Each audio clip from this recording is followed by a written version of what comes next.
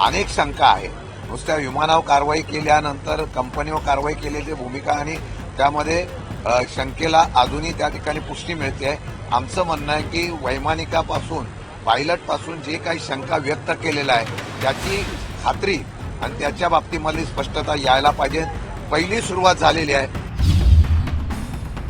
खरं म्हटलं तर बारामतीची घटना झाल्यानंतर या महाराष्ट्राचं नेतृत्व आदरणीय स्वर्गवासी अजितदादांच्या या असलेल्या मृत्यूनंतर रोहित पवार जे सातत्याने म्हणत होते त्याची सत्यता आता पटायला लागलेली आहे।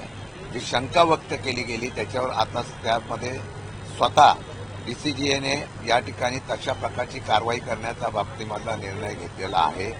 माझ्या माहितीप्रमाणे आता या सर्व 5 विमानावर बंदी घातलेली असेल, परंतु या असलेल्या कंपनीवर आणि या कंपनीला परवानगी देणाऱ्या मग केंद्रीय मंत्री असो किंवा कोणी असो त्यांच्यावर कारवाई करणं, त्यांच्यावर राजीनामा घेणं किंवा या कंपनीवर मनुष्यवधाचा गुन्हा दाखल करणं हे गरजेचं आहे। अनेक शंका आहे। नुसत्या विमानावर कारवाई केल्यानंतर कंपनीवर कारवाई केल्याची भूमिका आणि त्यामध्ये शंकेला अजूनही त्या ठिकाणी पुष्टी मिळते।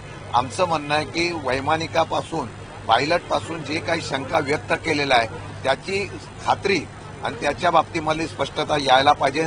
पहिली सुरुवात झालेली आहे की या शंकेला पुष्टी मिळाली आणि कंपनीवर कारवाई करण्याचा निर्णय घेतला आहे।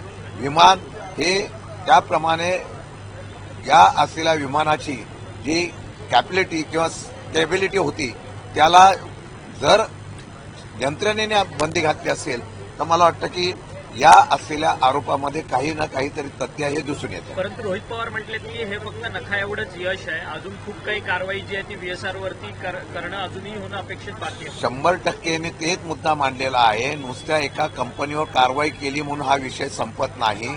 एक महाराष्ट्राचा नेता गेलेला आहे, महाराष्ट्राचं आवडतं नेतृत्व गेलेलं आहे आणि या नेतृत्वाच्या पाठीमागे महाराष्ट्र उभा आहे हे दिसून आलेलं आहे। मग एका नेत्याला गेल्यानंतर कंपनीवर कारवाई करण्याची नुसती ही कारवाई मलमपट्टी होऊ नये, याच्या मुळामध्ये जाऊन सत्यता बाहेर आलं पाहिजे अशा प्रकारे मागणी आमची आहे।